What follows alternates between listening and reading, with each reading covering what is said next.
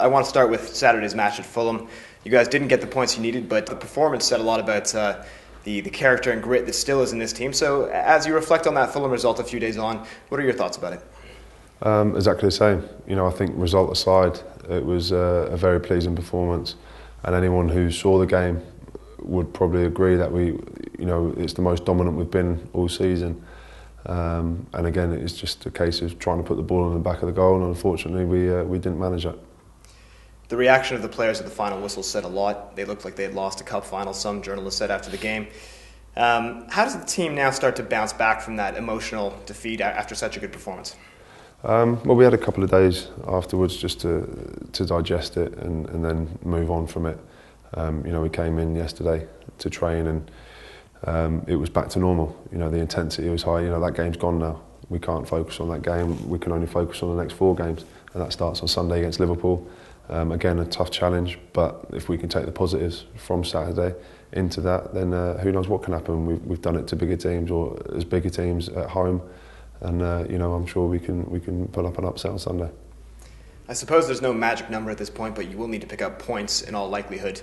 And there are some very difficult games, as you alluded to there. So as you approach these games, trying to win the matches, but also respecting the opposition, how does the team start to find the balance between defence and attack when the stakes are so high? Well, it's just about being as balanced as you can, like you said, and recognising that if you are in the attack, you've got to keep it tight still. You can't commit too many bodies forward. You always have that in the back of your mind, but at the same time, when you attack, the right players are getting forward at the right time and try and influence the game. There's no point in sitting back with 6 players behind the ball and just letting four others try and win the game on their own. That's not going to help us, but if we can attack in the right areas at the right time, then we can definitely cause some problems. Liverpool and Luis Suarez in particular are a duo that have done a fair bit of damage to Norwich in recent years. But I know you said, and the squad have said throughout the week, the confidence is high despite that. When you've come up against a team and a player that have caused so much damage in the past, is there a certain psychological barrier you have to overcome, or how do you address that as professionals?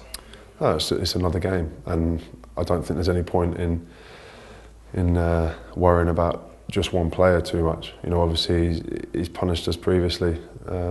He's a very spontaneous player who can do a lot of things with the football, and he has done against us more often than not. But we're not just going to go into the game with a game plan to stop Luis Suarez. It's a game plan to stop Liverpool. And if we focused on just one player, then someone else will pop up and hurt us just as much. So we have to be prepared for the whole squad. Obviously they're on a fantastic run of form. 10 games with 10 wins out of 10, sorry. And but that result, we're confident that run's got to come to an end at some point, and what better way than Easter Sunday. Some quite amazing scenes on Sunday at Anfield with Steve Gerrard rallying the players and immediately bringing up Norwich in his post-match speech in that huddle. As a Norwich player, I don't know if you had the chance to see that clip, and if you did, what was it like watching that? No, I saw it, yeah, and what it says to me is how driven and how focused not just Steve Gerrard is, but he wants the rest of his team to be that same way. And when you're fighting for a Premier League title, it's evident that confidence and that focus is there. But listen, we've got as much to lose, if not more, than they have. We're scrapping for our lives, and we all want to be Premier League footballers. And at the end of the day, that's what it boils down to. How much do you want to be a Premier League footballer? How much do you want to play next year in games against Liverpool, Man U, Chelsea, Arsenal? Because if you don't put the performances in these last 4 games, it's not going to happen. You guys have had some big results against the biggest teams at Carrow Road in recent years. Do you take any lessons or experience away from those wins that you might apply into these final 4 games? Absolutely, yeah. And I think, more to the point, in 2014 we've only conceded 2 goals at home. One of those was a penalty. So, if you can't be buoyed by the performances we've had recently at home, then you won't get up for any. And certainly the crowd play a massive part in that. And they've been with us all season through the thick and thin. And they turned out in their droves on Saturday at Fulham. And to replicate that on Sunday will see us through, I hope. For you personally, John, with 4 Premier League games to go until that final World Cup decision is made, and with Norwich's Premier League status on the line, this must be some of the 4 biggest games, or certainly one of the biggest spells of your career. As a professional, how do you cope with that kind of pressure? Just same as any other game.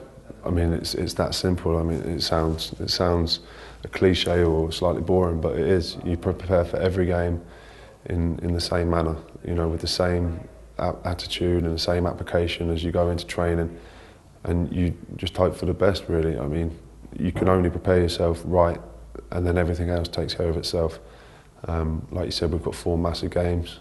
You know, again, a cliche, but it's 4 cup finals, and we've got to give our all in every single game. We've got to come off that pitch knowing that we couldn't have given any more. You know, like Fulham, you know, I don't think the players could have given any more in that game without scoring. And if we would have got 1 before them, it could have been 2, 3, 4-0. You know, it would have been a very comfortable day, but it wasn't to be. And now we've got to raise ourselves for, like you said, 4 of the biggest games of every person's career. And like I said earlier, it boils down to how much you want to be in the Premier League next season. You know, I certainly want to be. I certainly want this club to be in the Premier League. And, you know, we're going to give it our all to make sure we are.